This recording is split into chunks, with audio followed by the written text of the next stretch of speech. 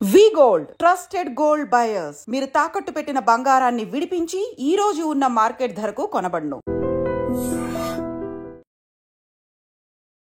నమస్కారం, welcome to I dream ధర్మ మార్గం విత్ విజిత కార్యక్రమానికి స్వాగతం.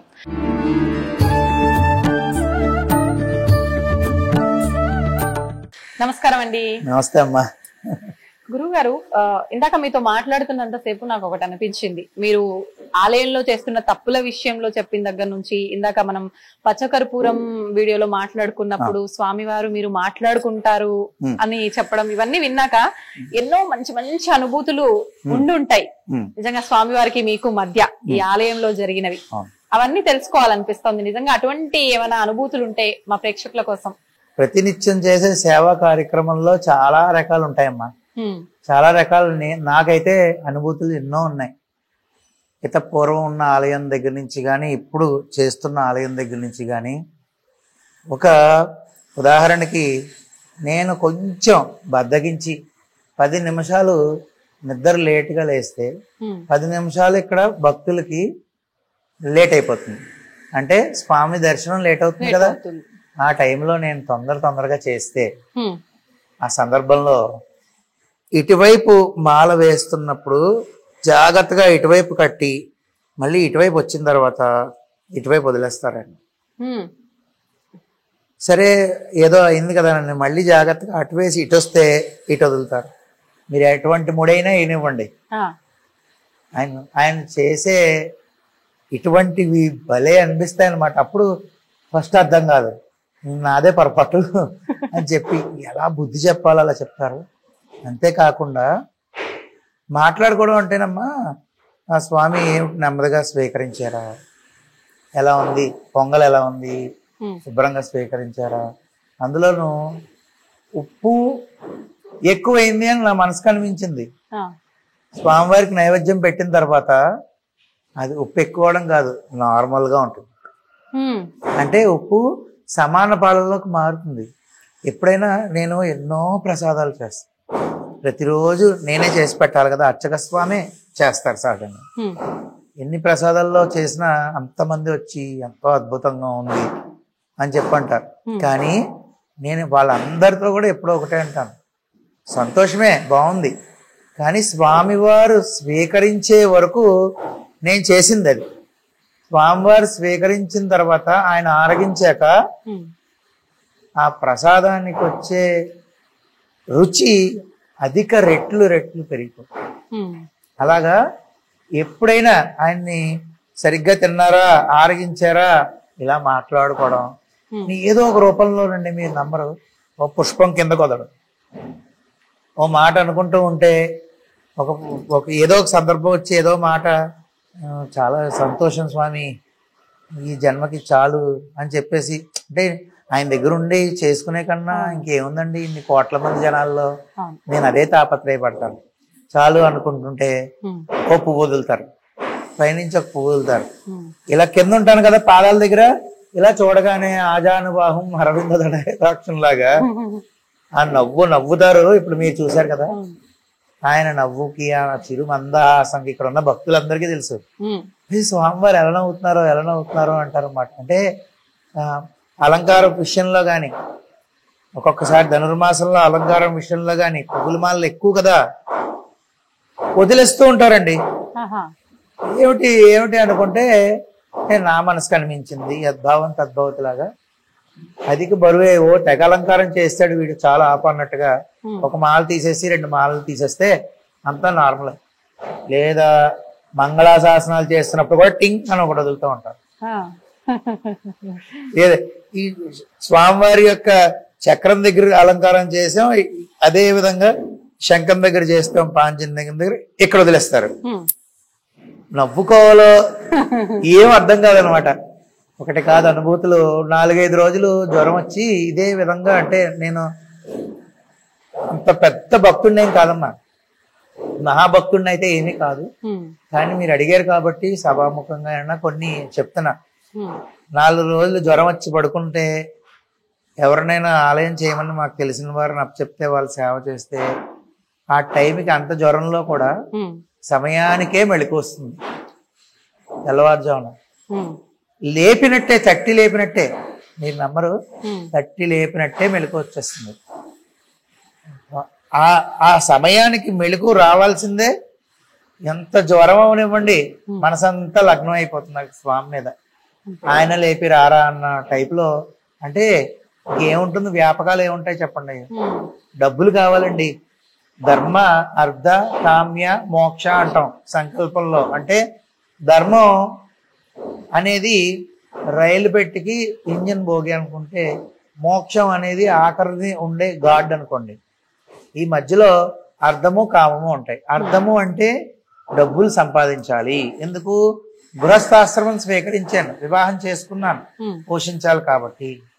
కామము అంటే తుచ్చమైన కామం కాదు, కామ్యము అంటే కోరిక.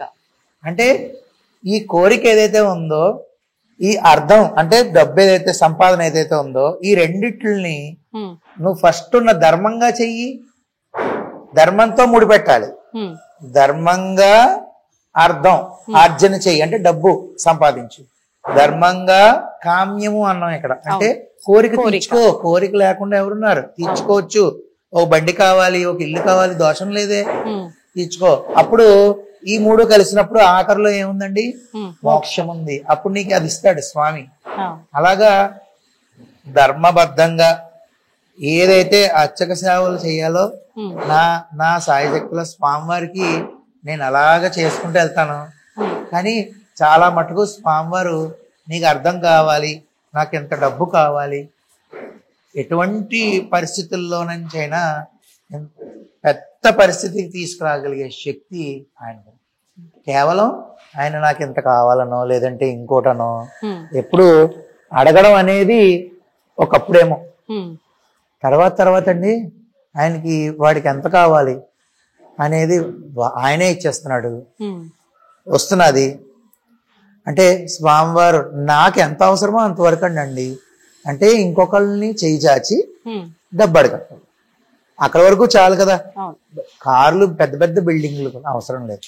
కారు అంటారా, పోనీ నలుగురు ఉన్నాం, మా కుటుంబ సభ్యులు నలుగురు, అవసరం చిన్న కారు, ఓకే. పెద్ద పెద్ద బిల్డింగ్లు ఏం అక్కర్లా. నాకు ఎంత కావాలో అంత అయితే ఇస్తారు ఆయన. అక్కడ వరకు నాకు చాలు. అదే విధంగా ఆయన అనుభూతులు అంటే ఎన్నని చెప్పినా తరగదు నాకు. అంటే నాకు ఒక రోజు ఆయన్ని వదిలి, ఉదాహరణకి నేను మొన్న 4 రోజుల్లో ఒక కార్యక్రమంకి వెళ్ళవలసి వచ్చింది అనుకోండి. ఇక్కడ భోగం పెట్టి, ఉదయం ఇక్కడ భోగం పెట్టిన తర్వాతనే నేను ఫోన్ చేసి కనుక్కున్న తర్వాత మళ్ళీ మధ్యాహ్నం రాజభోగం పెట్టి ఇంటికి వెళ్ళిపోతుంది. వచ్చిన తర్వాత నేను స్వీకరిస్తాను. అంటే నేను గొప్పని కాదు, నన్ను ఆయన చూసుకుంటున్నందుకు నేను కృతజ్ఞత వహించడం నా బాధ్యత అర్చకుడిగా. వెళ్ళవలసి వచ్చింది అంటే తప్పదు, వెళ్ళాను. ఎవరైతే బాగా చేస్తారో మా వాళ్ళే, వాళ్ళకి అప్ చెప్పేసి నేను వెళ్ళాను. వాళ్ళు అయ్యాక భోగం పెట్టాక నేను తింటాను. ఆ విధంగా ఆయనకి నాకు ఉన్న బాండింగ్ రిలేషన్ అది. అంటే ఇప్పుడు మీరు ఇంత సేవ చేస్తున్నారు, ఇంత ఆయన పైన అది భక్తికి మించి ఒక అనుబంధం ఏర్పరచుకున్నారు కాబట్టి మీ విషయంలో జరుగుతున్నాయా, లేదంటే మీ కుటుంబ వ్యక్తుల మిగతా వాళ్ళ విషయంలో కూడా ఇలాంటి ఏమైనా జరిగిన సందర్భాలు ఉన్నాయండి? అంటే ఇప్పుడు నేనున్నానమ్మా. ఇప్పుడు మామూలుగా అయితే నా పేరు రామకిషోరాచార్యులు, కానీ నేను శ్రీవారి దాసుడు అని ఎందుకు పెట్టుకోవాలనిపించిందో అనేది నాకు తెలియదు. దాసత్వం వహించడం అంటే దాసుడు ఎవరైతే ఉన్నారో, మనం అర్చకత్వం చేస్తున్నప్పుడు దాసత్వం వహిస్తున్నాం. ఆయనకి దాసుడిగా మనం సేవకులంగా ఉంటాం. అలాగే స్వామివారిని ఈ యొక్క కలియుగంలో శ్రీవారుగా సంబోధిస్తారు కాబట్టి నాకు నచ్చి శ్రీవారి దాసుడు అని నేను ఒక నామధేయాన్ని స్వామి సంకల్పంగా భావించుకుని యూట్యూబ్ లో పెట్టుకోవడం జరిగింది. దానికన్నా ముందు ఇక్కడున్న భక్తులు ఎవరైతే ఉన్నారో వారందరూ కూడా నాకు మీరు చెప్పే 4 మాటలు ఇక్కడే ఉండిపోకూడదు, ఖచ్చితంగా 10 మందిలోకి చేరాలి, మీరు ఏదైనా ఛానల్ ఓపెన్ చేయండి అని సంవత్సరం నుంచి అడిగితే ఆ తర్వాత ఓపెన్ చేసి ఏదో నాకు తెలిసిన తోచిన వచ్చిరా అని 4 మాటలు చెప్పడం జరిగింది. దానికి తోడు అంటే ఇప్పుడు మనం ఏ విధంగా ఉంటామో మన పిల్లలు అలాగ ఉంటారు. అలాగా నా కోరిక ఈ ఛానల్ పెట్టడానికి కేవలం చిన్నపిల్లల కోసమే. ఎందుకంటేనమ్మా చిన్నపిల్లల దగ్గర నుంచి ఆలోచనలు మారాలి, చెడుదోవ పట్టకుండా మంచి మార్గంలోకి వెళ్ళాలి. అప్పుడు ఈ యొక్క నేను పెట్టడానికి కారణం ఏంటంటే ఈ శ్లోకాలు పద్యాలు అందరూ నేర్చుకుని చిన్నపిల్లలకి మంచి అభివృద్ధి కలగాలి అనేదే నా తాపత్రయం. అదేవిధంగా నా పిల్లలకి నేను ఇంట్లో నేర్పుతాను. మా అమ్మాయి కుందన దాని పేరు, అది 12వ తరగతి ఇంటర్మీడియట్ సెకండ్ ఇయర్ చదువుతున్నది. అది ఇంట్లో శుభ్రంగా మేము ఉంటున్న ఇంటి చుట్టుపక్కల ఒక 20 నుంచి 25 మందికి మన ఈ యొక్క మహాభారతం దగ్గర నుంచి భాగవతము, అంతేకాకుండా రామాయణం, అన్ని శ్లోకాలు అన్ని నేర్పిస్తూ ఉంటుంది. అలాగా నా కొడుకు కూడా వాళ్ళల్లో ఒకటిగా కూర్చుని నేర్చుకుంటాడు. వాడు వాయునందనే, వాడి పేరు వాయునందన్. అయ్యో మాకెందుకు తెలియదండి, చిన్న శ్రీవారదాసుడు కదా. వాడి సొంతంగా వీడియోలు కూడా మొదలు పెట్టేశాడు. సొంతంగానే చేస్తున్నాడండి అవన్నీ. నేను ఈ మధ్య కాలంలో 1-2 వీడియోలు చూసాను. అంటే ఒకనొక సందర్భంలో మేము లేనప్పుడు వాడి వీడియో తీసుకుంటే అప్పుడు నాకు అనిపించింది, నేను మీ చిన్న శ్రీవారదాసు జయ శ్రీమన్నారాయణ అంటే వీడి నా వీడియోలు చూసి ఇలాగా. అంటే మనం ఏ మార్గంలో తీసుకెళ్తే పిల్లలు ఆ మార్గంలో వెళ్తారు అనడానికి నిదర్శనం. అంటే మా వాడేదో పెద్ద గొప్పవాడని నేను చెప్పట్లేదమ్మా. ఇప్పుడు మనం ఎవరైనా తల్లిదండ్రులు ప్రవర్తించే విధానం బట్టి వెళ్ళిపోతూ ఉంటుంది. ఇప్పుడు కొంతమంది చిన్నపిల్లలే బూతులు తిట్టడం నేను చూస్తాను. ముందు ఉన్నట్టు మాట్లాడుకోవాలి కదా. అంటే అమ్మో అనే భయం లేకుండా తల్లిదండ్రులు ఇద్దరు కూడా వాగ్వివాదం చేసుకున్న సందర్భంలో మాట్లాడుకున్న మాటలు వాడి చెవిలోకి వెళ్ళిపోతున్నాయి. వాళ్ళిద్దరు ఇలా కొట్టుకుంటారు అనే మార్గం మనం ఎలా తీసుకెళ్తున్నాం మనం మన పిల్లల్ని. ఆ విధంగా ఇక్కడ ఉన్న పిల్లలందరికీ మాకు సాయశక్తుల అన్ని శ్లోకాలు రావాలనో పద్యాలు రావాలనో విష్ణు సహస్రనామం నేర్పించింది మా అమ్మాయి. నేను ఆలయంలో ఉంటాను. నా భార్య తను కూడా అకాడమిక్ ట్యూషన్స్ చెప్తుంది. వారిద్దరూ కలిపి నేర్పిస్తారు శ్లోకాలు మొత్తం అన్ని కూడా ఇద్దరు కలిపి. తను లేకపోతే అమ్మాయి లేకపోతే తను నేర్పిస్తారు. వాయునందన్ వాయు ఇవ్వండి వాయునందన్. నమస్కారాలు చిన్న శ్రీవారదాసురు. ఏం పేరు నీ పేరు? వాయునందన్. ఎందుకు పెట్టారు ఆ పేరు? నీకు ఎప్పుడైనా చెప్పారా? నాన్నగారు అడిగావా? నువ్వు అడగలేదా? ఎందుకని? ఇన్ని గొప్ప గొప్ప విషయాలు చెప్తున్నావు కదా, ఇంత బుడ్డిగా ఉన్నప్పుడే దీని గురించి అడగాలనిపించలేదా ఇప్పుడు? అవునా? ఎన్ని శ్లోకాలు నేర్చుకున్నావు నువ్వు? రోజు శ్లోకాలు నేర్చుకుంటావంట, వింటావంట. ఎన్ని నేర్చుకున్నావు? ఏం శ్లోకాలు నేర్చుకున్నావు? ఏమొచ్చు నీకు?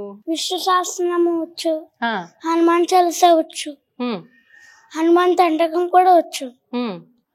అవన్నీ మా అక్క నేర్పిస్తుంది. చెప్పు. హనుమానందనా సూను వాయుపుత్రో మహాబలః రామేష్టః ఫల్గుణసఖః పింగాక్షో అమిత విక్రమః ఉదధిక్రమణశ్చైవ సీతాశోక వినాశకః లక్ష్మణ ప్రాణదాత చ తసగ్రీవస్య దర్పః ద్వాదశేతాని నామాని కపీంద్రశ్చ మహాత్మనః స్వాపకాలే పటే నిత్యం యాత్రాకాలే విశేషితః తస్య మృత్యు భయం నాస్తి సర్వత్ర విజయీ భవేత్. సూపర్. అంతా నిజంగా నాకైతే తెలియదు, ఉన్నట్టుగా చెప్పాలి. కరెక్ట్ గా చెప్తున్నాడా అండి? ఎక్కడ ఏ తప్పు లేకుండా కరెక్ట్ గా చెప్పాడు. హనుమాన్ ద్వాదశ నామ స్తోత్రం అంటారు. ఓకే. ఈ యొక్క స్తోత్రం యొక్క వైశిష్టత ఏంటంటే ముందు పిల్లలకు మేము అదే నేర్పించాం, అందుకనే వాడు అది చెప్పాడు. చెప్పమన్నాను కూడా నేను. అంటే హనుమంతుడి యొక్క 12 నామాలు అతి శక్తివంతమైన నామాలు. ఇది యాత్రాకాలే విశేషిత. అంటే మనం ఎక్కడికైనా బయలుదేరినప్పుడు చదివితే ఎటువంటి ఇబ్బందులు కలగకుండా కాపాడు.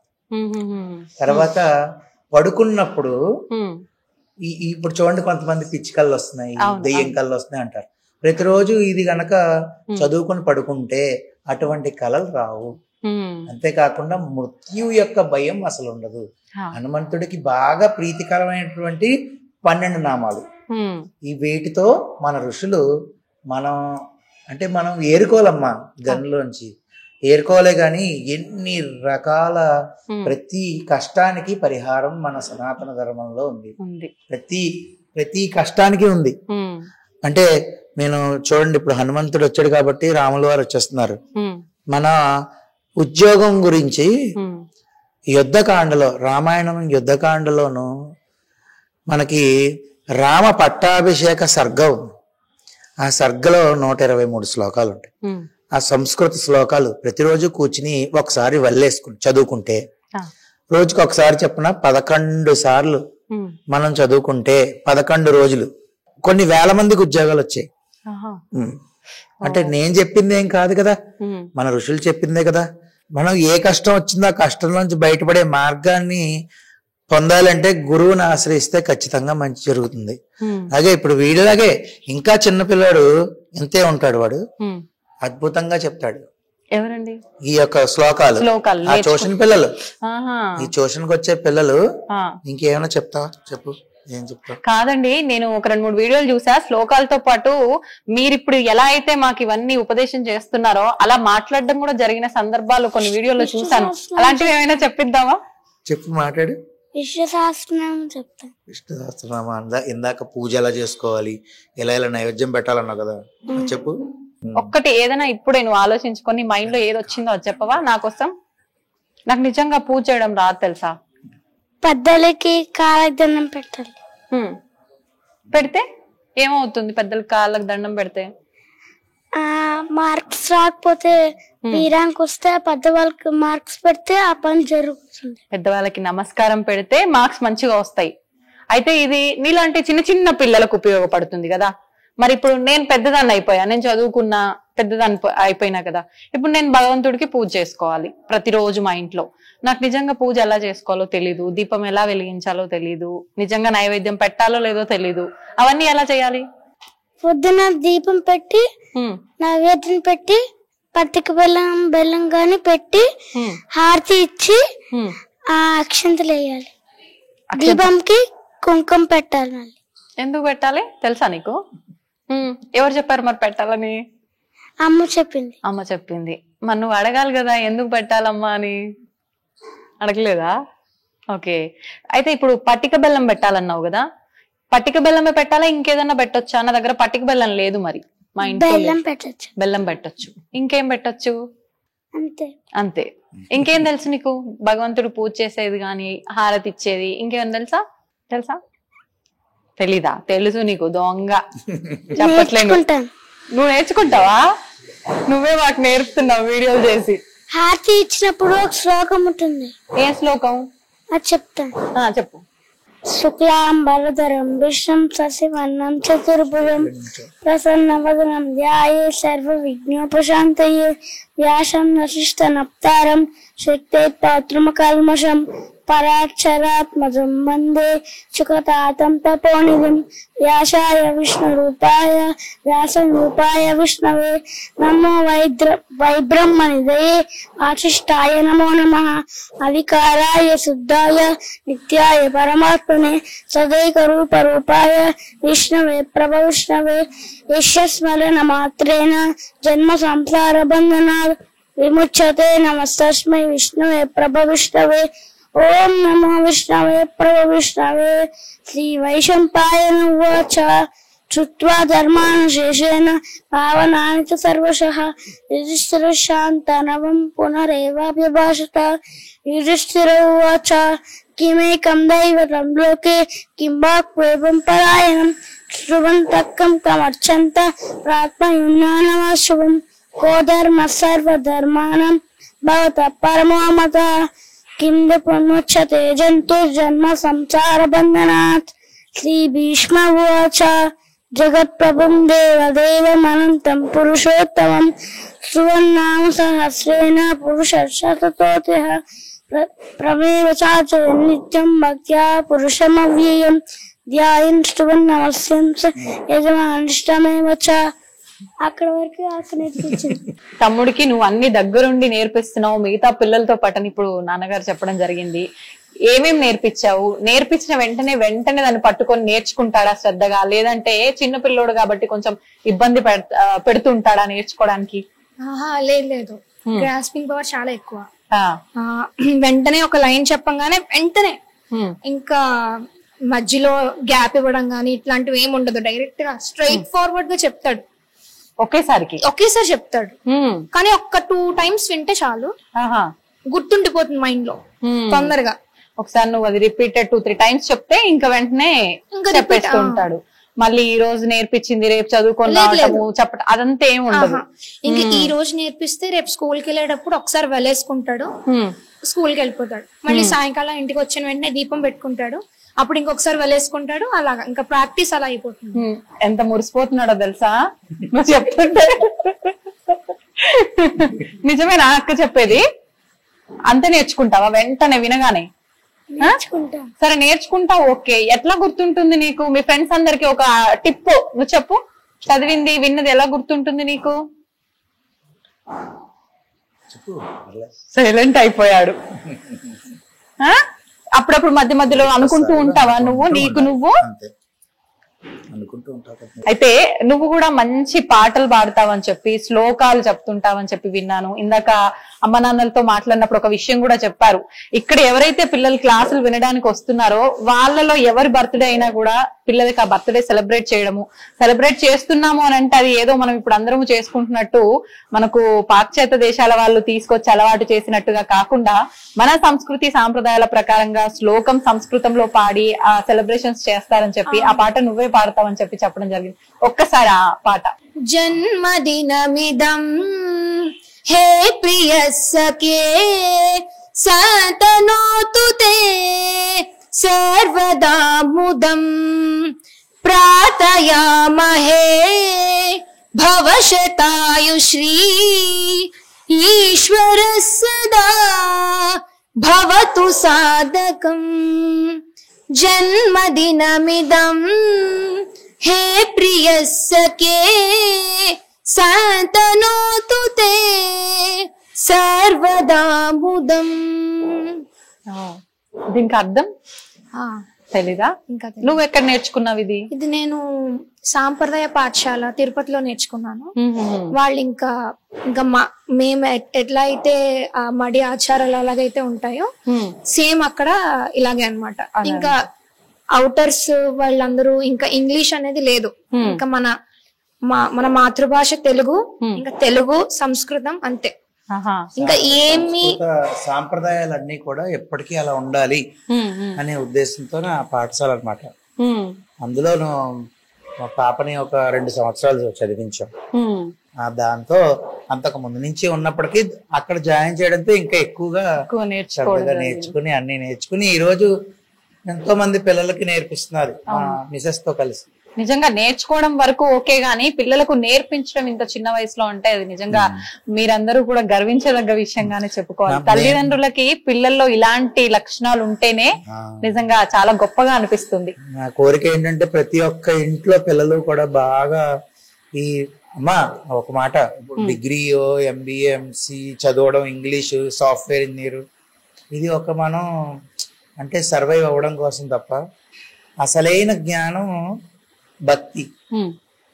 అసలైన అంటే మనం మానవ జన్మ మనం స్వీకరించాము అంటే ప్రతి ఒక్క మనిషి కోరుకోవలసింది వాస్తవానికి మోక్షాన్ని మాత్రమే.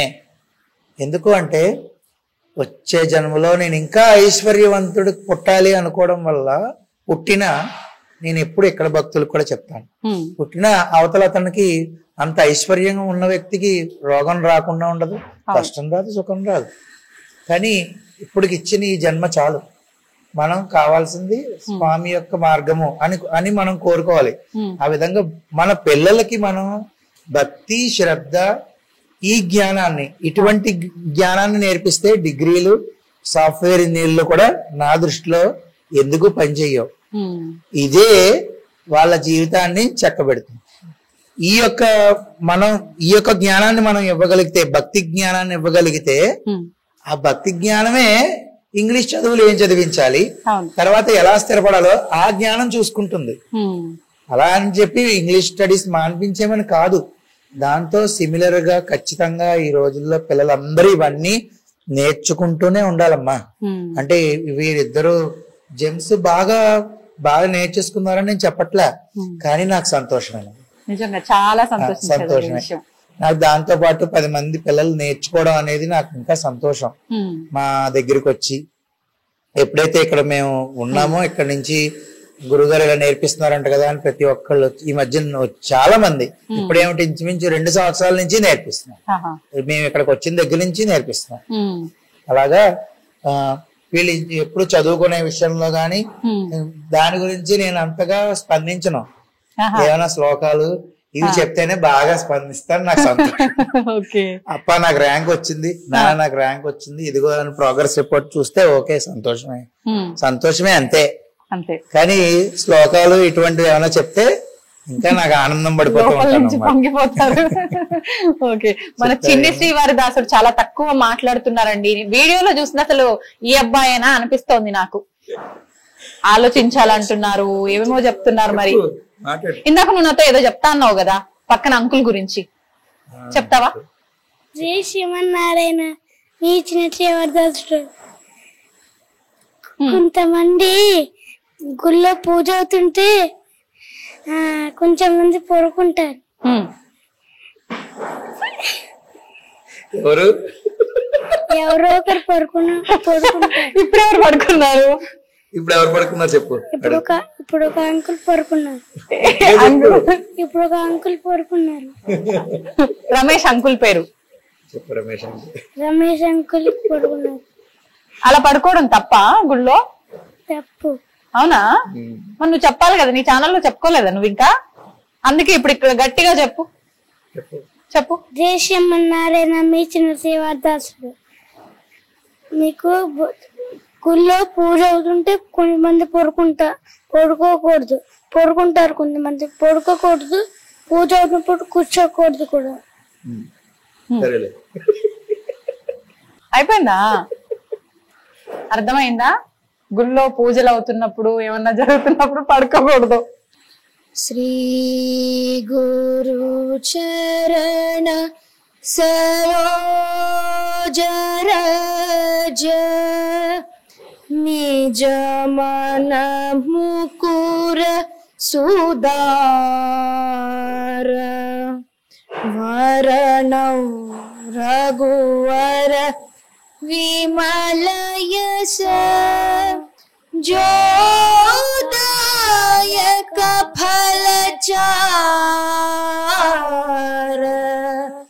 బల బుద్ధి విద్యా దేహు మోహి హరహు కలేశ వికార